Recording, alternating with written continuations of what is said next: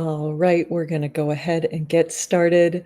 Hello and welcome to From Whispers to Action Navigating PTAB's Administrative Landscape, hosted by Virtual Patent Gateway and moderated by Haley LeBlanc, an associate at Groombridge Wu, Bauman and Stone, and former PTAB law clerk at the USPTO. Haley is joined by Kevin McNish, managing member of McNish PLLC, Laura Green, partner at Gemini LLP, Thomas Ye, partner at Cleary Gottlieb, partner at McGuire Woods LLP, and former PTAB acting vice chief APJ Amanda Weaker, and former administrative patent judge Trevor Jefferson. This webinar will be recorded for future use. And with that, I'll pass things over to Haley. Great. Thank you, Caitlin. Good afternoon, everyone. I'm joined today by an esteemed panel of PTAB practitioners. We will be discussing various topics, including Interim Director Koch Stewart's March 2025 memo, workload changes at the PTAB, fee changes and ex parte reexaminations, and finally, less experienced practitioners' role in PTAB proceedings. Before I further introduce the panelists, I would like to provide the following disclaimer.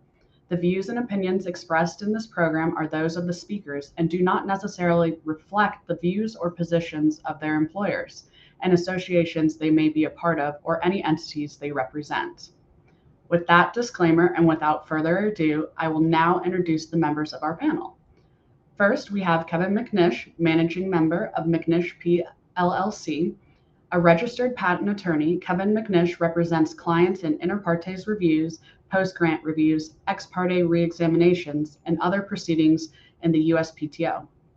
With his first chair experience spanning more than 90 IPRs and other PTAB proceedings, he has been repeatedly recognized as one of the most prolific and effective PTAB practitioners and strategists in the United States. Across those proceedings, he has drafted petitions and responsive briefs, taken and defended expert depositions, and argued at oral hearings. He also maintains an active appellate practice before the U.S. Court of Appeals for the Federal Circuit, where he has both briefed and argued appeals of PTAB proceedings. Outside of his work for McNish, Kevin is a committed member of the PTAB Bar Association. He currently serves as a director on the board of directors, having previously served as chair of the Technology Committee and the District Court/International Trade Commission desk editor for the bi-weekly PTAB Roundup newsletter. He regularly speaks about practice before the PTAB and Federal Circuit and has spoken at national events hosted by the PTAB Bar Association, IP Watchdog, and the Practicing Law Institute. Before launching McNish, Kevin was a partner at Dismaris in New York, where he built and led the firm's nationally recognized PTAB practice. Before that, he practiced patent prosecution and litigation as an associate at Kenobi Martins in Orange County, California. Next, we have Dr. Laura Green, partner of Gemini Law and a former administrative patent judge. Dr. Laura Green joined Gemini Law in February of 2023 and has over 30 years of experience in the life science, pharmaceutical, and biotech fields. Before joining Gemini Law, Laura was a partner in the DC office of Wilson Sonsini, where she focused on proceedings before the PTAB, including post-grant reviews and interferences, especially in the life sciences. At Wilson Sonsini, Laura also focused on patent counseling, patent strategy, and patent prosecution, especially for early-stage life science companies. From 2001 to 2018, Laura was an administrative patent judge at the USPTO, which included serving as a lead administrative patent judge of the biotech team from 2011 to 2017.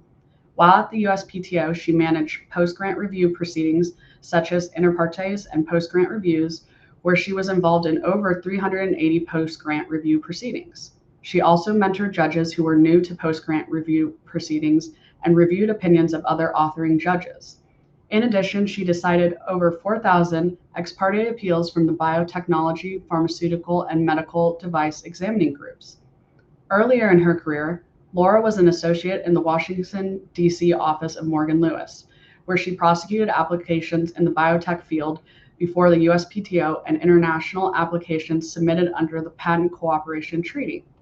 After graduating first in her law school class, Dr. Green served as a law clerk to the Honorable William C. Bryson of the U.S. Court of Appeals for the Federal Circuit. Dr. Green started her career in patent law at the USPTO, where she was a primary examiner. Next, we have Trevor Jefferson, former administrative patent judge. Trevor Jefferson, formerly counsel at Quinn Emanuel's Washington, D.C. office, specializes in patent litigation, particularly post grant review proceedings at the PTAB and patent policy. He served as an administrative patent judge at the PTAB from its inception in 2012 until 2023. At the PTAB, Trevor presided over 450 proceedings under the AIA, including inter partes review, covered business method reviews, and post grant reviews. Prior to serving as a PTAB judge, Trevor was a trial attorney for the United States Department of Justice Civil Division Commercial Litigation Branch Intellectual Property Staff. Prior to joining the DOJ, Trevor was an associate at Latham Watkins in Silicon Valley and clerked for the Honorable R. Guy Cole Jr. of the United States Court of Appeals for the Sixth Circuit. Next, we have Thomas Ye, partner at Cleary Gottlieb. Thomas Ye's practice focuses on patent and trade secret disputes in federal district courts, the PTAB, and the ITC. Thomas has successfully litigated dozens of high-profile intellectual property matters, frequently through trial. Most recently, he secured back-to-back jury trial wins, followed by a complainant side victory at the ITC that resulted in a nine-figure settlement.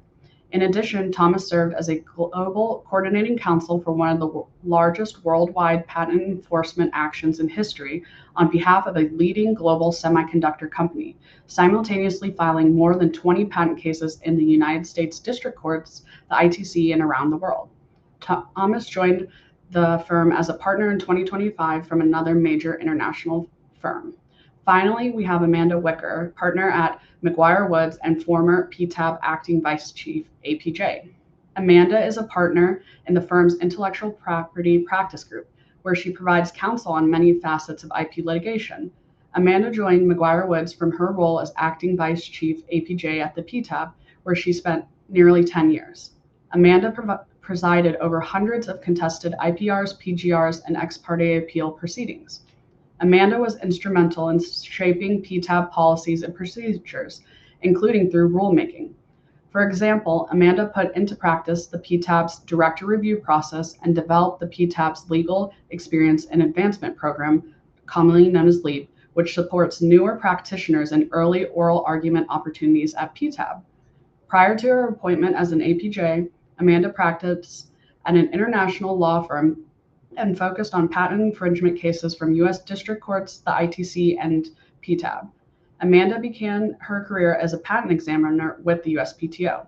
Amanda has a bachelor's degree in biomedical engineering and has been registered to practice before the USPTO since 2016. With that introduction, we will now turn to our first topic of discussion. In March 2025, Acting Director of the USPTO, Coke Stewart, issued a memorandum outlining the interim processes for PTAB workload management. Importantly, this memo outlined a bifurcated process for IPR and PGRs.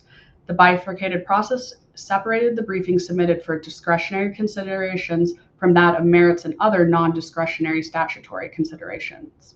The memo further outlined considerations that the director will use in decisions on whether to institute IPRs and PGRs. Turning to our panelists, we will now discuss what are some expected and unexpected challenges from the new bifurcated process. Laura, I'll turn to you first to discuss this topic from the perspective of patent owners. Thank you for having me. I really appreciate being able to be here. From patent owner, I think part of it is just understand. I think this is true for both patent owners and petitioners. Is just understanding what the director is looking for. Initially, the first four decisions that came out, I think she was looking more at timing, but now we have different decisions coming out, like how old the patent is, how long somebody, the petitioner knew about it. So I think as patent owner, you have to be thinking not only the guidance that's been given, but thinking outside the box. What else can I use to argue that there is no reason for the PTAB to look at this particular petition, and really focus on looking at the overall, all of the factors considered together. So even though the timing may not be great, there may be other factors as patent owner that would warrant just the office exercises its discretion. Also, as patent owner, I'd be looking at both FinTIV and, factors, co-pending district court litigation, as well as 325D. There have been decisions on that. We now have the guidance that even if it was just cited in an IDS, as sufficient that it was before the office.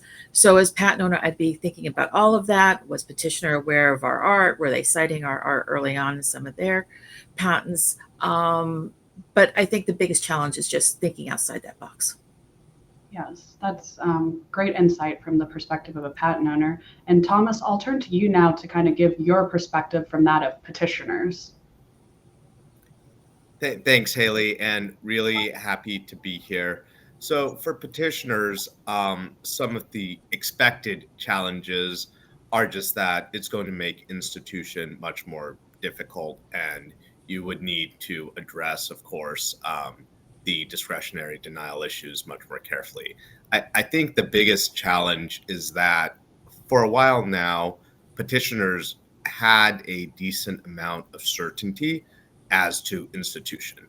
I could usually be fairly certain on the merits that the petitions we were filing were either relatively strong or relatively weak, and advise the client that this was likely going to be instituted, and we were able to address the discretionary denial issues through, for example, ceteris stipulations, right, and have a decent amount of certainty as to what it's looking like going forward. That sort of all changed, especially within the last few weeks, right? So even though some of the factors are still, and advice would still be the same, file early, try to get ahead of the parallel proceedings.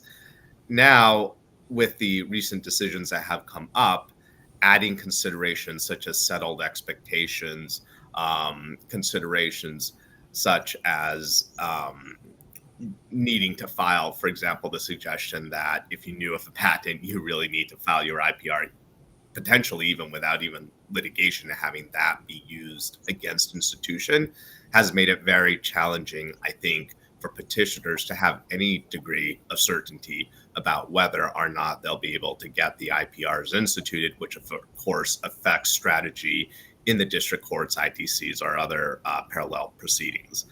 I do think, though, that as more and more decisions come out from the director, we'll be able to get increased certainty. But the amount of certainty that petitioners have enjoyed, I think, for quite a while now, before these new procedures, it's not going to get back to that point, and that will be a challenge that petitioners will have to face.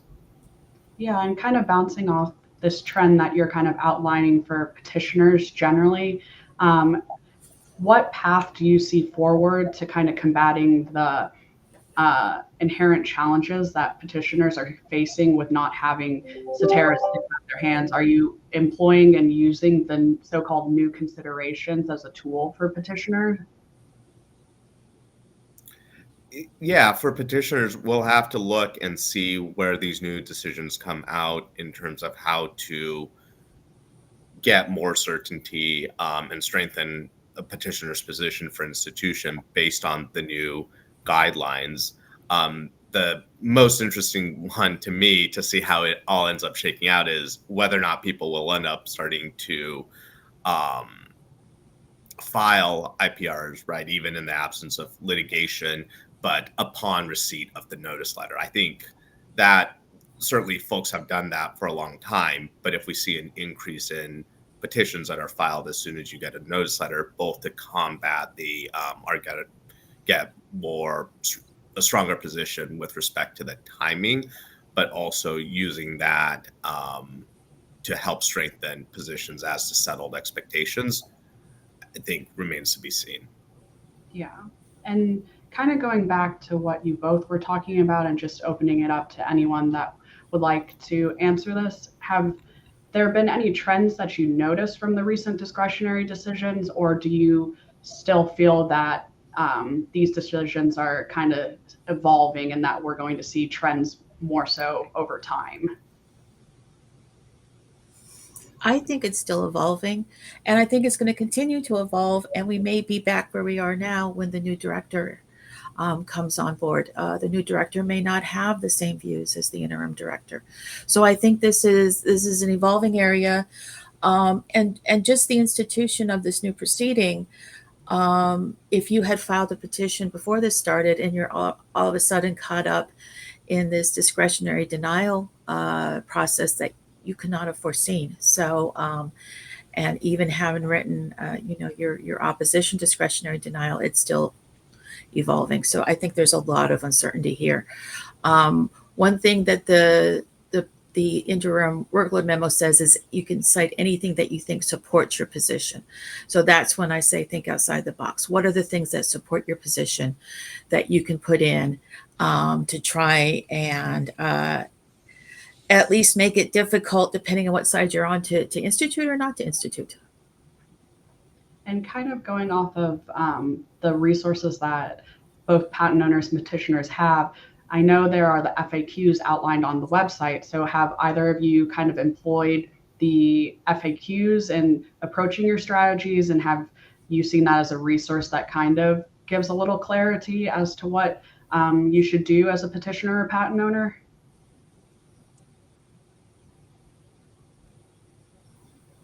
I don't know if you want to start, Thomas, but I've definitely been reading the FAQs. Yeah. It's about the best guidance we have. For sure, and I agree with that. And until there's more decisions and more certainty in terms of where the decisions are going, which I really don't think. I thought maybe after the first set issues, you were able to say, okay, well, timing is going to be the primary driver.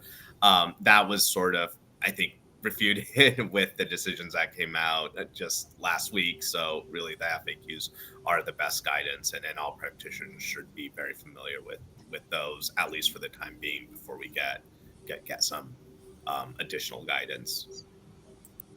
And kind of going off of the FAQs, and you both touched on this a little bit, of the new considerations. Are there particular considerations that you think allow petitioners or patent owners greater flexibility to kind of crafting their responses, or have you seen those considerations to be too vague to kind of craft a strategy? I think it depends on the art that you're in. For example, there may be public policy reasons why a generic should come onto the market. So you may be able to add that to your if you're a generic or a biosimilar, somebody to add that to your brief. If there's a particular interest that has the current administration is interested in, you may be able to focus on that. Again, you should be looking far and wide for different reasons. I think before the FinTech factors were fairly focused. I think under the new administration and under the new facts, there's a lot broader variety of factors you could be looking at, and anything that supports your position, you should be arguing, especially with the 14,000 words. I know the office has said, well, you don't have to use all those 14,000 words, but if they're there and you need to use them, use them.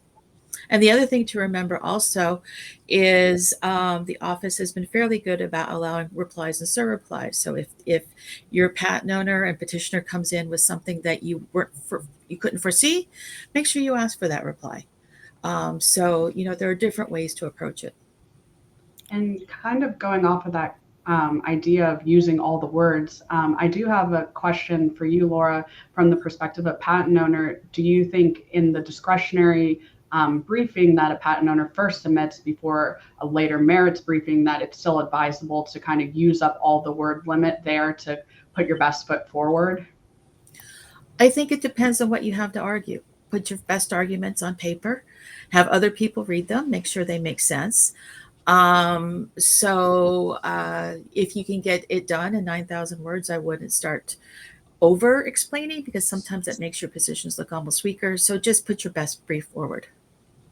Yeah, that makes sense. I think those are really great perspectives on kind of an evolving process that we've seen from this interim memo. And I think as time goes on, like both of you mentioned, we'll get more clarity into how the best strategy for both patent owners and petitioners. And so I think maybe we'll move on to the next topic, which is kind of related generally to changes at the PTAB, and that's our this idea of workload changes at the PTAB. And so the PTAB was impacted by various policies implemented by the Trump administration, including the return to office policy. And the PTAB itself is unusual in the sense that it doesn't fall under the collective bargaining agreement that other business units in the USPTO may be able to use in response to a return to office policy. And so it's been speculated that these policies may have contributed to the departure of various APJs from the board. And so we're going to kind of explore this idea of the potential impacts of a reduced PTAB workforce. And so turning to our panelists, we have the benefit of hearing from former APJs, especially people who were involved in kind of the management level of the PTAB. So Amanda, I'll begin with you to discuss how you think the recent departures from the PTAB will impact a client's decision to pursue post-grant proceedings generally. Thanks, Haley, and thanks for having me today. I'm happy to be with all of you. There have been public reports that somewhere around 15% of the judges have left the board in recent months, and even higher levels of staff have departed from the board. So there definitely has been an impact on the PTAB workforce. Despite that, I think those of us who work before the board often have kind of undying respect for the ability of the board to handle their workload, even with reduced numbers and with changing priorities. So, I think in lots of ways we do expect changes in post-grant practice, especially for the reasons Laura and Thomas just discussed. But I do think there's good reason to think the board can absorb those and can still meet their deadlines. Looking, for example, on the appeals side of the House, the statistics from May show that overall appeal pendency went down to 13.5 months, which is very close to the well-accepted pendency goal of 12 months. So I think to the extent that additional resources were kind of moved away from trials to try to bring down that appeals backlog, hopefully those can be reallocated back to the trial side once the 12-month kind of target is hit. The second piece of it, in my view, is that even though clients may experience kind of a new reluctance to filing at PTAB that they might not have had 6 months ago, I think it has less to do with workload per se and more with the policy changes that are kind of reallocating priorities. Laura was discussing some of the factors that you might argue in a discussion brief. And that memo cites workload concerns as a reason to have the memo. And I think that statement does raise some concerns for clients about whether workload standing alone might become an independent reason for denial. And if so, that raises concerns for parties just because that's entirely out of their ability to control and really to argue fully intelligently about, because they're not kind of on that side of the House. So again, this seems, in my view, more to be kind of like concern about potential future policy changes and less about the actual raw workload capacity of the board. But I'd be very happy to hear what others have to say on it as well. This is true. Let me say thank you as well for the invite to join some of my former colleagues and some great practitioners. I agree with Amanda. I'm not sure the stated workload changes at the PTAB, which we know are shifting more resources to ex parte. Frankly, getting rid of, or at least the line judges, the need to address discretionary doctrines. Those are now bifurcated and taken up by the director.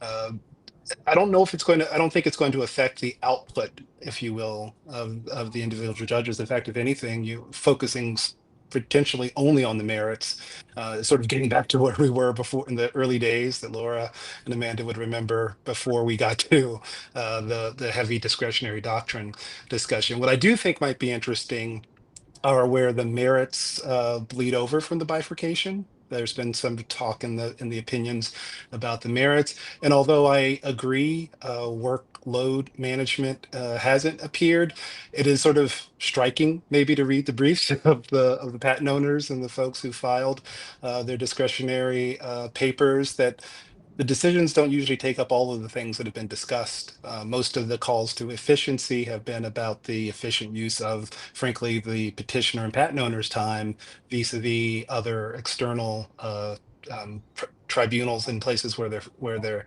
having litigation, or the efficient use of their time versus the overall PTO's time. But I looked at some of those briefs, and some of them did at least raise that the PTO would be better spent using their time on the ex-party backlog. So I know those issues have been raised, and I'm imagining there may be one of these decisions that comes out that targets that. And I'm sure, just like any particular factor, the parties out there filing will jump on it.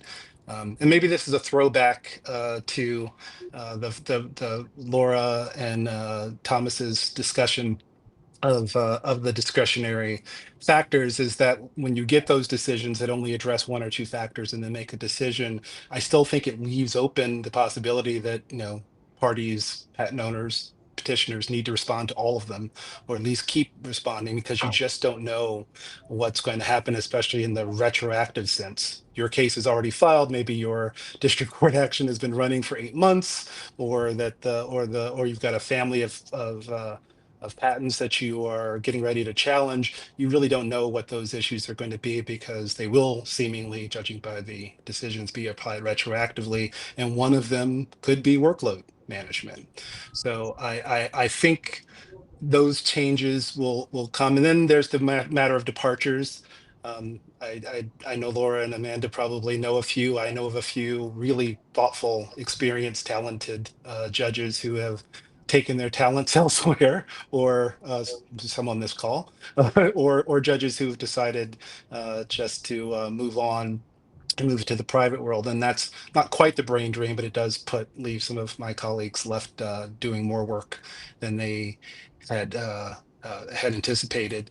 I don't know if maybe Amanda could speak to a little bit the filing date deadlines. It does seem like we've had a bubble of cases that have gotten notices of filing dates here, that may themselves create a little bit of a logjam when it comes time, but to do things at the beginning of what I think is the next quarter, but the fall and the winter of 2026.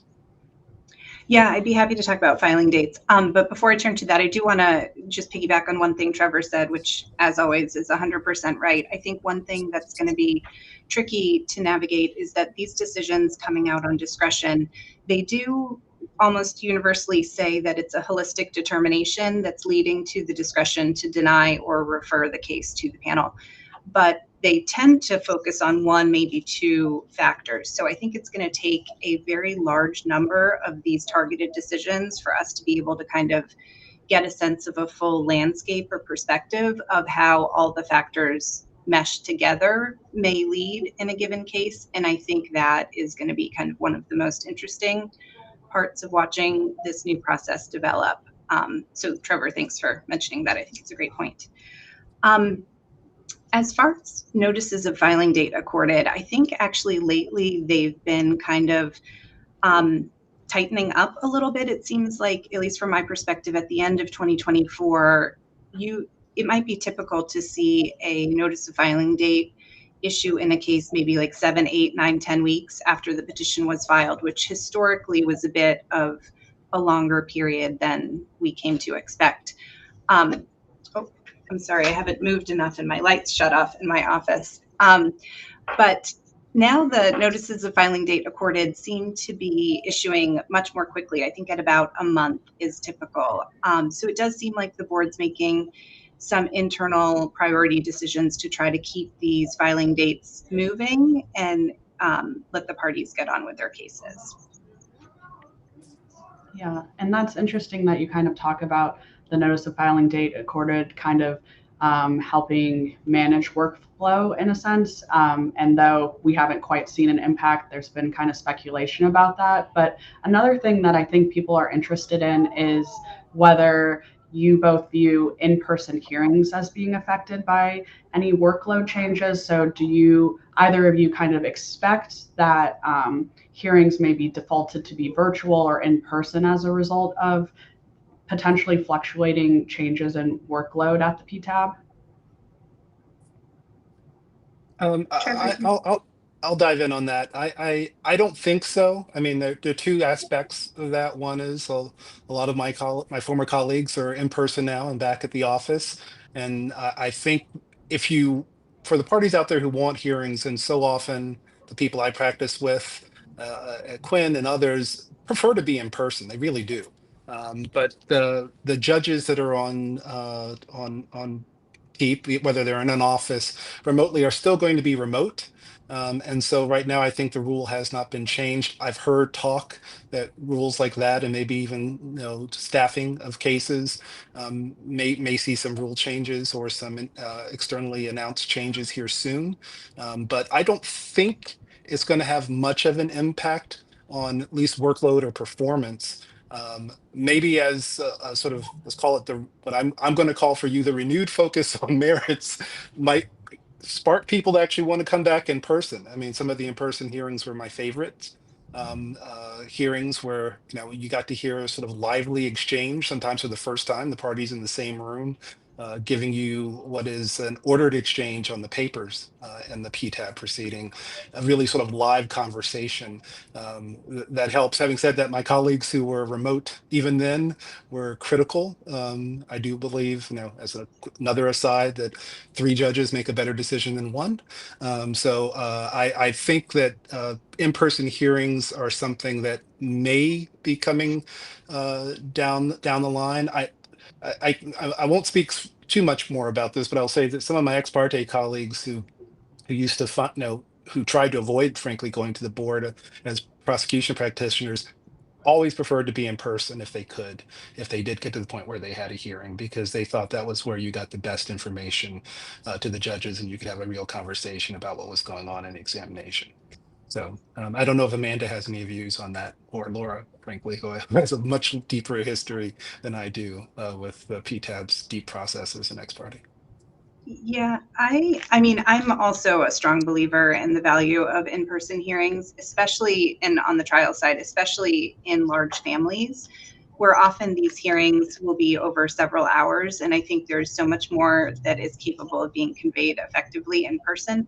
So I don't know whether the workload changes would be an impetus for a change in the default hearing structure, but my personal preference would be a change in the default to allow, if either party requests in person, it seems like that is the preferred default in my view, especially if you've got a patent owner wanting to speak face to face with their judges. It is always the case that there may be a judge who's remote, but for a party who wants that before potentially losing the value of their patent, it seems to me that that's a fair policy to put in place. But we'll see if it happens. And like Trevor referenced, and maybe Laura can speak to, on the appeal side, often those arguments were by telephone years ago. So I don't know whether any kind of change would impact both sides of the PTAB for hearings, or would just apply to one. Actually, when I started, all our hearings were in person. Everybody was in Alexandria. Everybody was in the office. Actually, I should say Crystal City and then Alexandria. I love in-person hearings, and most of my colleagues, when I was at the PTAB, like the in-person hearings. You get a better rapport. I think judges, if you go to some of these conferences where they talk about what are they looking for, they're looking for a conversation. They want to have a conversation about the case, and they want to have a conversation about their sticking points. And that's much easier to do in person when you can read faces and everything else. If I were a practitioner, I would make sure that I was in the location that I thought that the judge would be writing the decision was located. For example, I have done an oral hearing in San Jose because the person running the decision was in San Jose. So I really hope they don't go away, because you learn so much more in person. It's not to say that virtual hearings aren't effective, but I think I agree with Amanda. If the parties want an in-person hearing, and as a party, if I understand that the judge would prefer an in-person hearing, especially on some of these really important post-grant review cases, I would make sure I was in person. And as sort of the return to office, which I know affects more than just the government and PTAB, but is everywhere, is an effect. I think there is some value and benefit to choosing to do it in person and use the resources that the PTAB and the government have put out there. And I will make another pitch, which is the sort of dwindling word count, I think, leaves the petitioner sometimes at a disadvantage when it comes time to addressing everything. Then, as I said, that ordered exchange that develops a case. I think it's to the petitioner's advantage to want to try to be in person as well, to sort of maybe get a chance to address some of those things they did not have the room to address in their initial reply. So for both parties, I think it's a useful tool to get in front of folks. And I could see there might be some rule changes. I've heard, I mean, I think we've all heard some rumors, but I've heard rumors that there will be rule changes coming down about administration of the PTAB resources on the trial side. So it'd be interesting to see if maybe a default to bring them in, or a change in the default mechanism, that if one party requests that in-person hearing will be granted. It could be any of those things. So I think we should all stay tuned and plan accordingly.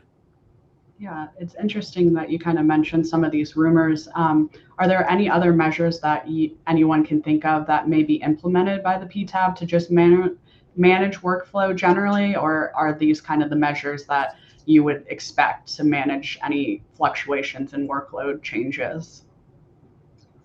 I mean, in my view, there are kind of infinite potential ways to manage and kind of control PTAB resources and priorities. They all really just depend on the policy preferences of the decision makers. I think we've all heard floated around the idea of, single judge institution decisions, for example, as a way to save resources. Again, I firmly believe in Trevor's view that 3 judges make better decisions than one. I think that is universally true at the board, and that doesn't change whether it's at institution or final written decision, in my view. So I think that while we could probably speculate about other ideas, I think the buffet of options is really kind of huge. It really just depends on who the person making the decision and the selection, what they want to prioritize at the moment. And I think we've all heard the various ones, the single judges, as Amanda pointed out, or the what I call the panel swap option, which is an entirely new panel takes over after the decision to institute and files. Something, again, I'm not a fan of, but it's been floated around, and frankly, I think written into bills, so that there are definitely options out there to talk about workflow and workload.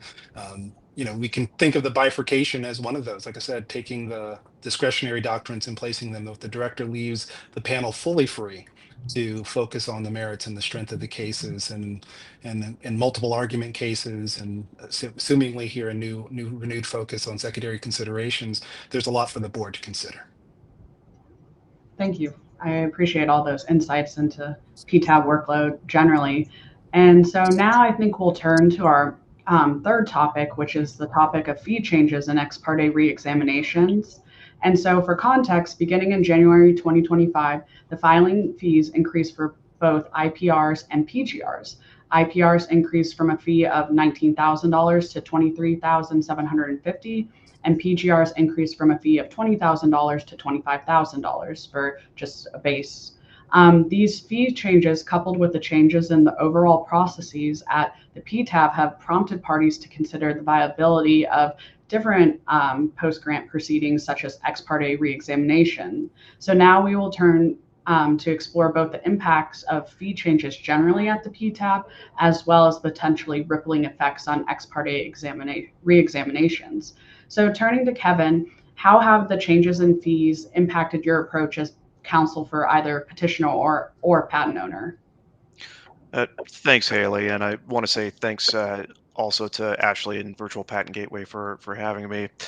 What we see with the increased fees for IPRs and PGRs, not just the sort of base fee, but also the post institution fee that has to be paid up front, is there's now a probably bigger delta between the filing fees for IPRs and PGRs on the one hand and re-exams on the other than there ever has been before. I think it's about a 40,000 difference between IPRs and re-exam, and PGR it's even bigger than that.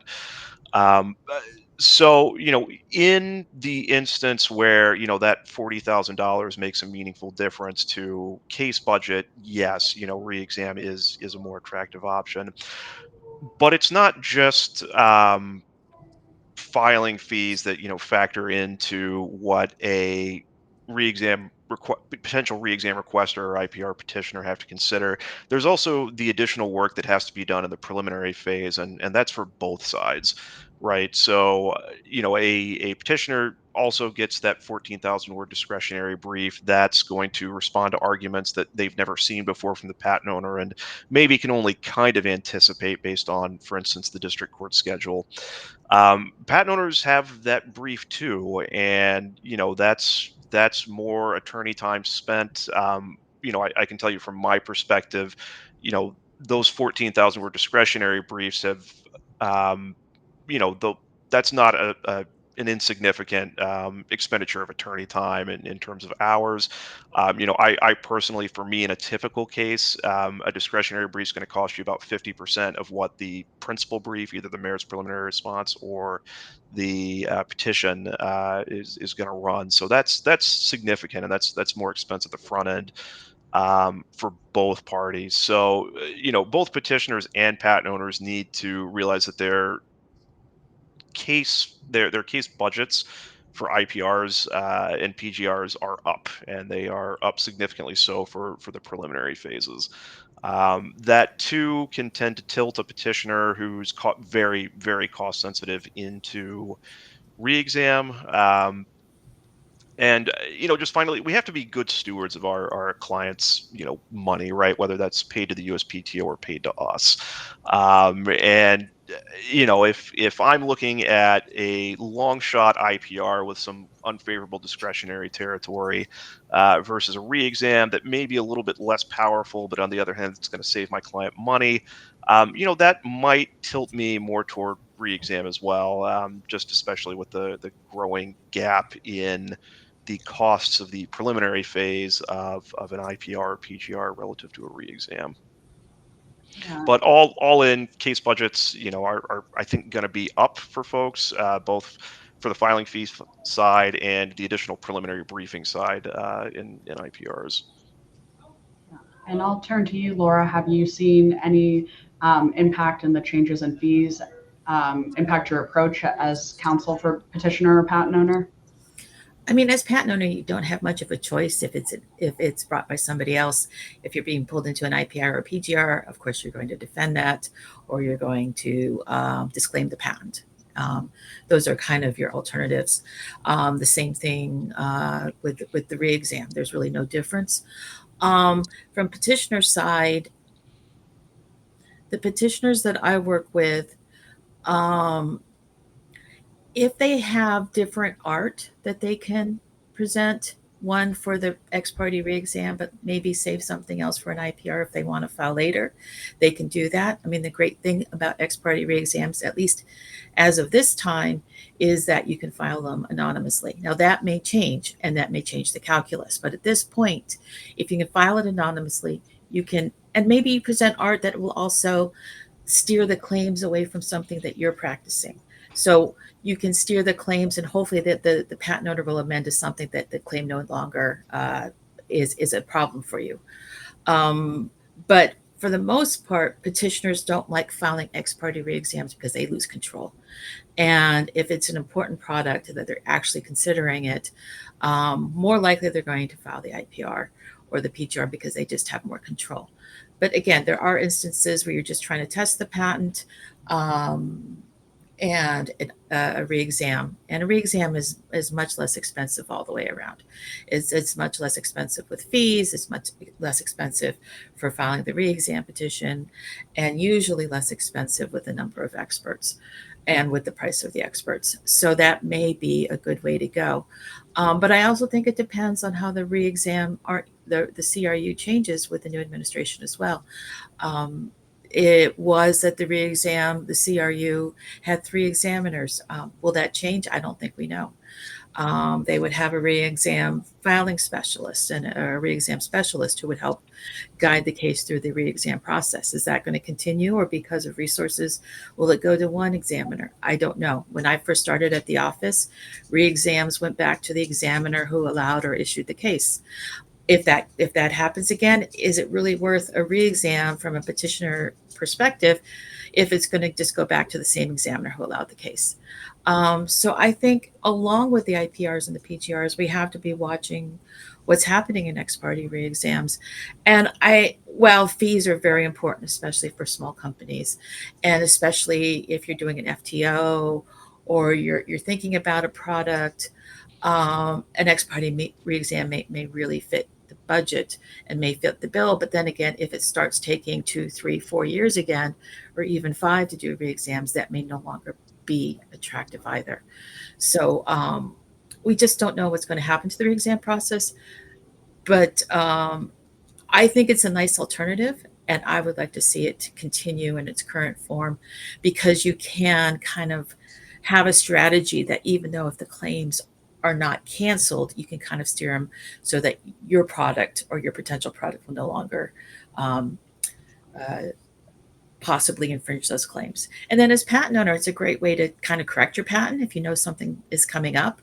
But again, if that process takes 2, 3, 4, 5 years, I don't know that it's going to be available or really an alternative to patent owners either, to be able to use that process to amend their claims to something that they can go and then assert against infringers.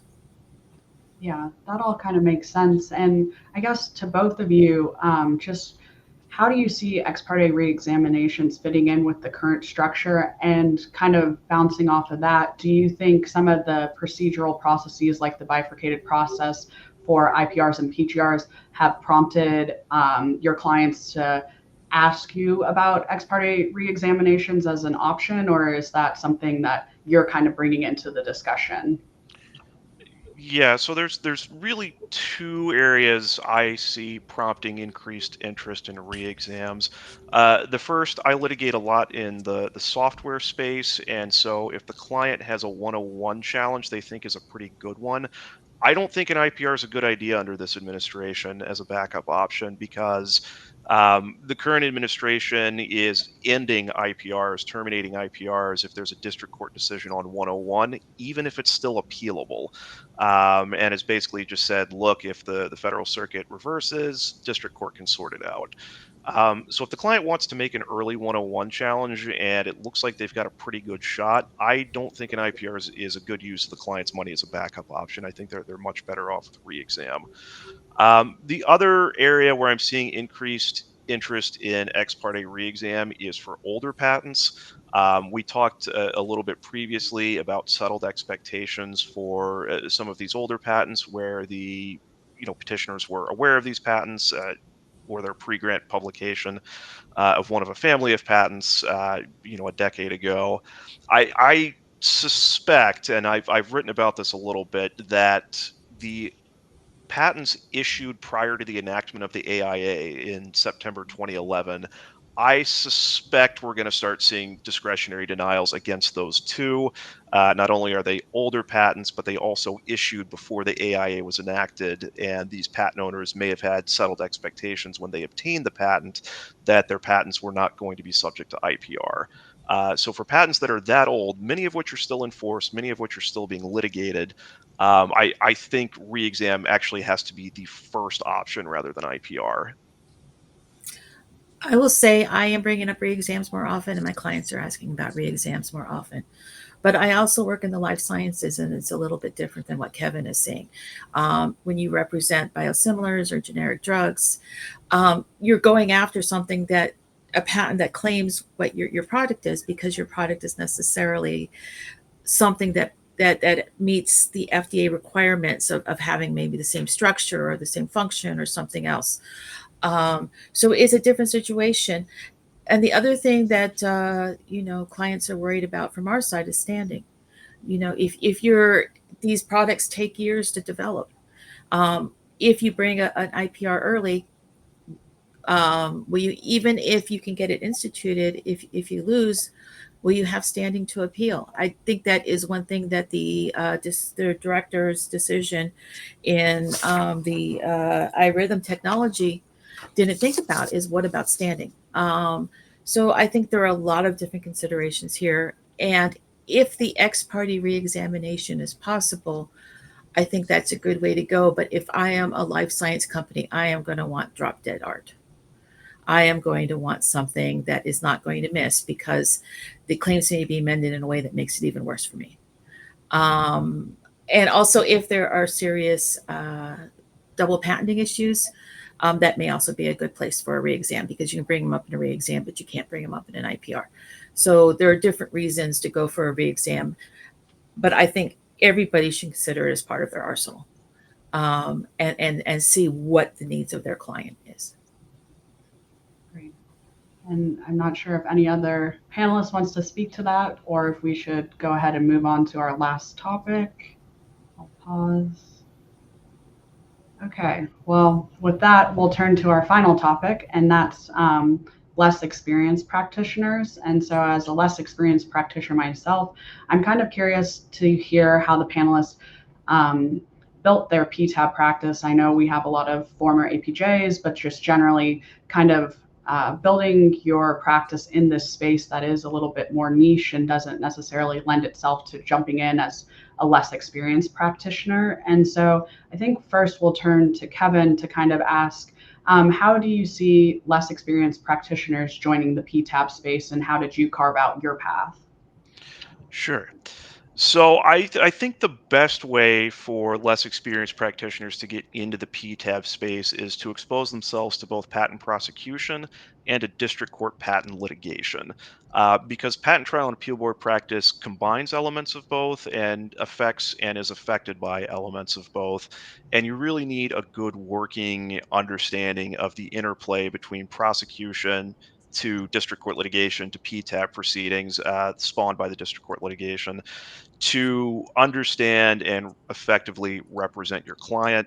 And it'll also give you, each area that you work in also provides elements of the skill set you need to practice at the PTAB. I often joke that PTAB practice is a Dungeons and Dragons prestige class in that it combines elements and skills from two different domains, and you really do need some of that prosecution background to, know how to say read a file history or understand, bread and butter patent law. At the same time, you have to be able to present that persuasively, and that's where your litigation background comes in, as well as learning how to cross-examine an expert and learning how positions you take at the PTAB can affect district court litigation. So, my advice, and it's the path I took, is get some prosecution experience early while your billable rate is still pretty low, and you can really spend some time learning, and then try to find your way to a district court litigation practice or into a PTAB practice that involves district court litigation. Maybe you're at a firm that does both, and try to get both of those skill sets. And the other thing to do is just build visibility within your firm, first, and then externally second, as a more junior practitioner to really just remind folks, hey, I'm developing these capabilities, or I now have these capabilities having worked on these things. Let's get me on some PTAB matters. Great. And turning to Thomas, I know you kind of talked about in our prep session how you kind of incorporate less experienced practitioners into PTAB proceedings. So can you kind of expand upon that and how you kind of see less experienced practitioners engaging in PTAB matters? Yeah, I think PTAB is pretty unique from district court and other litigation forums in that it's a lot more substantive, right? You don't have discovery letter writing, you don't have document review. Everything's substantive. So I think it presents a really good opportunity for less experienced practitioners to, if you're staffed on a IPR, for example, you're going to get substantive work. You're going to learn the technology and be able to focus on that. You're going to be able to learn, work with the experts very closely without dealing with a lot of the other things that come with district court or ITC litigation. I also think one thing, just to piggyback off what Kevin said, building visibility within your firm's pretty important. And things like, if you, especially given the rapidly evolving state of play at the PTAB, doing things like when a new decision comes up, just sending it around, right, your practice group, to show, hey, everyone should be aware of this decision that just came out. That helps show an interest in PTAB practice. So when something comes in, you're the person folks will think of to staff on a PTAB matter. And finally, as a plug for the PTAB Bar Association, it really is a great bar association for younger attorneys. I've been a part of the PTAB Bar Association actually since it started. My mentor at my prior firm was one of the founding members of it, and really worked hard to get the associates involved. In fact, one of my fellow associates at my prior firm designed the first website for the PTAB Bar Association. We really, he was building it from the ground up. I think more than any other bar associations I've been a part of, the PTAB Bar Association has many very active younger members and many opportunities for younger members. So that's something I would definitely advise joining and being active in.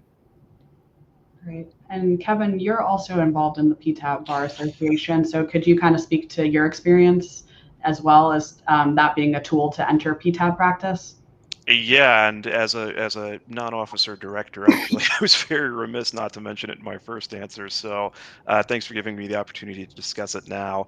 For me, it was a chance to build leadership and speaking opportunities pretty early in my career. I remember one of the first annual conferences, either the first or second.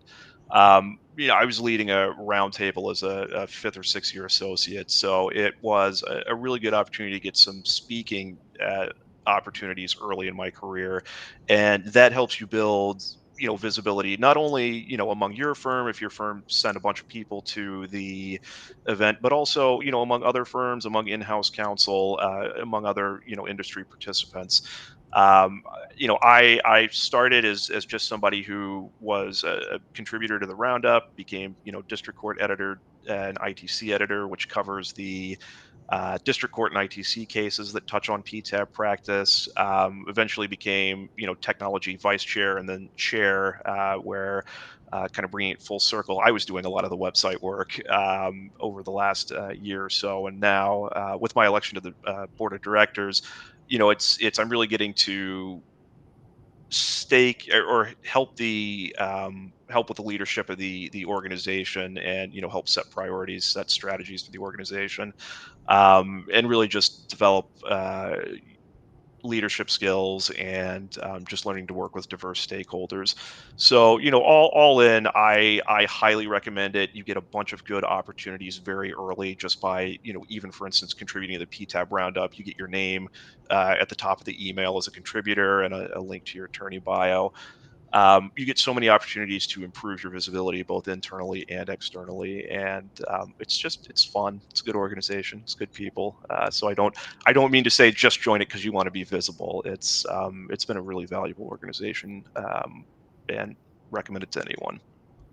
And just one thing to add is it's a really friendly organization. I think probably more so than many other bar associations. Something that really made an impression on me when I was an associate is I still remember one of the first PTAB Bar Association conferences, as a relatively junior associate, and went up to a partner who had been on the opposite side of the PTAB case that went all the way to trial a year or 2 years ago, and just introducing myself, was very friendly, and having a conversation with him like, hey, you guys made these arguments but not these ones, why was that? And him really having a conversation with me about that, and then really understanding the other side, and that made an impression on me. And I think conversations like that happen quite frequently at PTAB events, and are quite helpful and really great insights into becoming a better PTAB practitioner.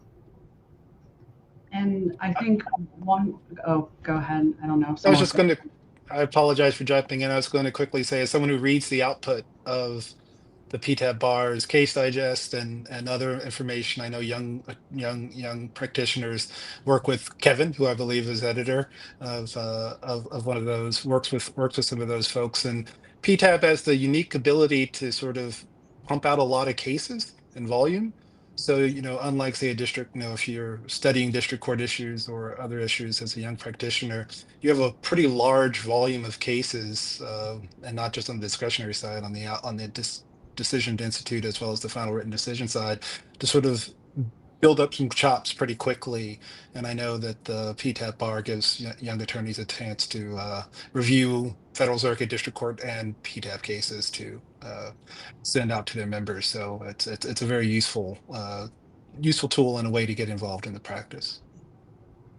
And I think one more thing that I kind of want to touch on, that since we have the benefit of Amanda being here, is the LEAP program. And so just pivoting to that, can you kind of describe what the LEAP program is and the benefit to less experienced practitioners participating in the LEAP program? Absolutely. So the LEAP program was rolled out in 2020 as a way to kind of try to incentivize firms and their clients to let their junior attorneys have some real stand-up oral argument time and role in the oral hearing at PTAB.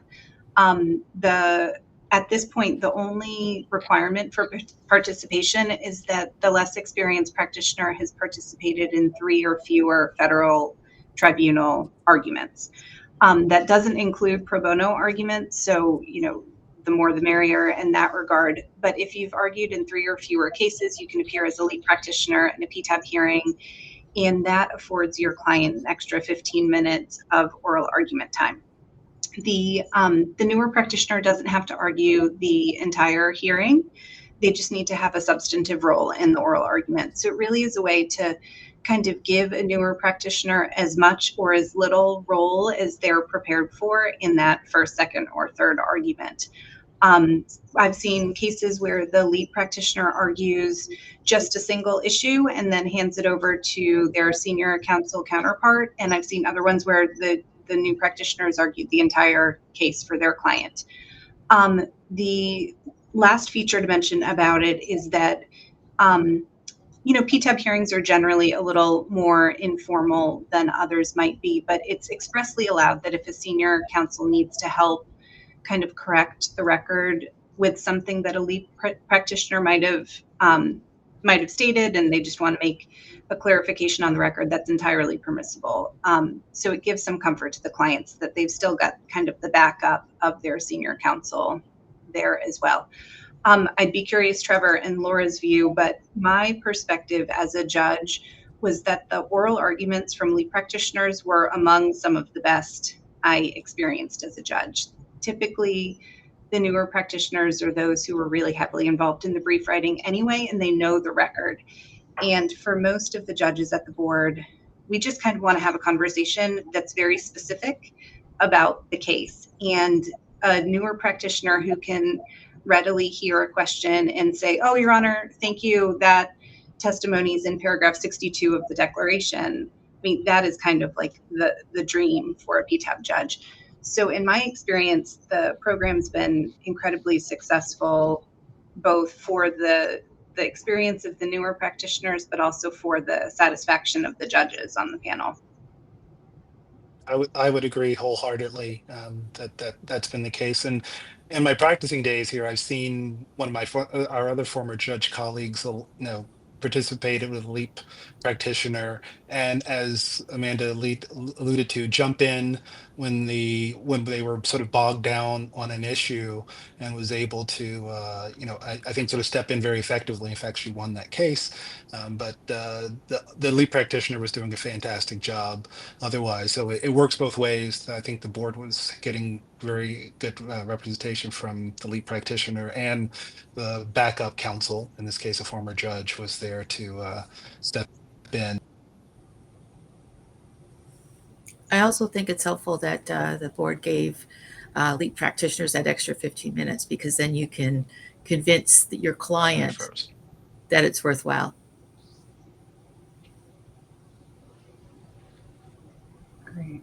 Well, I think Trevor might be frozen, but just kind of wrapping it up, I want to make sure we give an opportunity to anyone that's tuning in live to put a question in the chat, and so we can address that now. So I'll give that opportunity to anyone that would like to ask a question to these very experienced panelists. Oh, I did also want to give a plug to the USPTO webinars that the PTAB does. Very often those are based on issues that the PTAB is seeing, on new issues and things like that. So they're very worthwhile. And even if you can't make it the webinar while it's on, you can always go back and look at the slides, and they also have a recording of the webinar. So that's also a great place for new practitioners to learn what the PTAB is thinking about. I am not seeing any questions in the chat, but Am I allowed to ask a question? yes, of course. Put my fellow panelists on the spot. It was generally whether the Sotera STIP or the Sotera Plus STIP, and looking some of the discretion cases and some of the filings from parties that sometimes Sotera is mentioned or not in the actual decision, but oftentimes in almost all of those cases, I saw some Sotera stipulation that was at least there, whether it won the day or not. Are clients reluctant, or what should folks think about the Sotera or Sotera Plus issue and that magical 90 days they have before the decision is going to be issued? I think it's necessary now, even if you're going to survive discretionary denial. I can't say clients are happy about it, but I think that's a minimum. I just think a lot of times, especially the interim director, isn't really looking at those as much, and kind of just says, well, it doesn't really make a difference. I don't know if I agree with the analysis of the director, but I do think it's the absolute minimum these days. I think petitioners need to spend some time, one, figuring out what they're going to stipulate to if they do decide to move forward, and then two, actually spend some time discussing the stipulation, and how it actually meaningfully eliminates any potential duplication in the district court. I think one habit I think folks fell into under the previous administration was, hey, with two sentences, hey, we filed a Sotera stipulation, therefore no offensive denial, and that was the case under the previous administration. And under this administration, we're seeing a much more searching look at Sotera stipulations and whether they actually do eliminate duplication or not. um, I think petitioners are probably well served to start with a baseline of Sotera plus.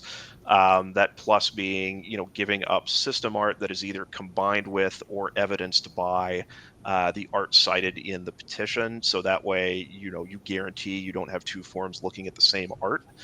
And I really think that approach, and spend some time discussing how it actually eliminates duplication in your discretionary briefing now, is going to be what petitioners need to do.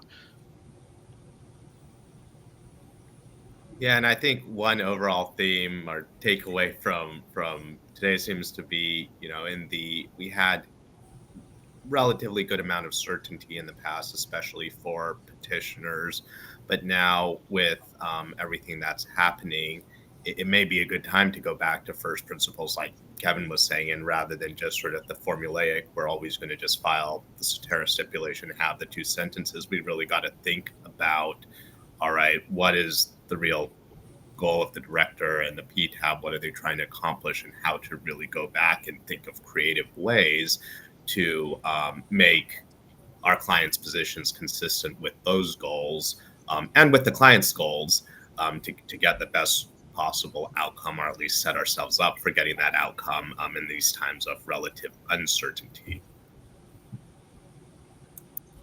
But then again, you wonder if the Sotera stipulation is even necessary if there's a multi-district litigation, because you cannot speak for necessarily all of the defendants. And that is how one way that the Sotera stipulations have been given absolutely no weight, because, well, you're not going to argue it, but other defendants could. Very true. And I am seeing a question now in the chat, and so it's going back to the workload changes at the PTAB. And so with the workload changes, what do you recommend parties do if we are not getting the necessary orders to proceed? How do we handle this without pestering the staff that may already be overwhelmed? I'll take a first stab, which is I know that there's been some talk about, at least I've heard about people getting late trial notice orders, that aren't getting out on time. Absolutely nothing wrong with sending a email to the board, directed to the judges, and reminding them that there's the put gently, not demandingly, but gently reminding them that there's an order pending and when will you hear from it. I guarantee the prompt will usually elicit the response you want fairly quickly. And one other aspect for consideration is where it's a request that does involve some, actions of the parties. For example, say it's a request for a reply.